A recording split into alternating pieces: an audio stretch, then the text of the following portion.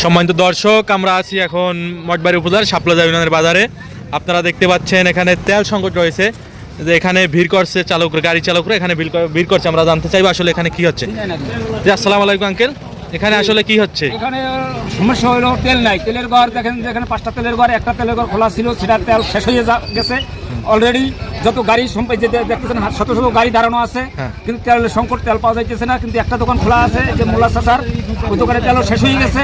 এখন গাড়িগুলো এখান থেকে রিটার্ন যাইতেছে, থেকে ঠেলিয়ে যাইতেছে। কিন্তু তেলের সংকট আমাদের বাংলাদেশে এইভাবে অভাব কোনো সময় হয় নাই।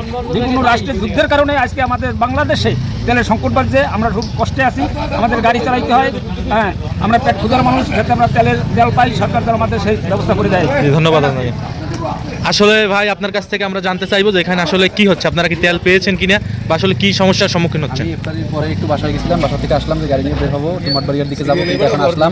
কিন্তু তেল বলতেছে যে একটা দোকান খোলা ছিল, বলতে তার দোকানে তেল নাই। একটা দোকানে ছিল, সে আবার আটকাই চলে গেছে। দু একটা দোকানে থাকলেও তারা সেটাকে মজুত করে রাখতেছে দাম বাড়ানোর জন্য। এখন আমরা তো গাড়ি চালাইতে পারতেছি না। আপনারা দেখতে পাচ্ছেন সারা মঠবাড়িয়া তেলের সংকট থাকলো, বা যারা তেলের দোকান, তেল থাকা সত্ত্বেও দোকানদাররা দোকান বন্ধ করে রেখেছে, তার মধ্যে এই এক কাকা তার দোকান থেকে তার যথাসাধ্য অনুযায়ী, তার সাধ্য অনুযায়ী চেষ্টা করেছে। এজন্য সকল চালক ভাইরা তাকে ধন্যবাদ জানিয়েছে, এবং মোটামুটি এখান থেকে মানুষ তার যে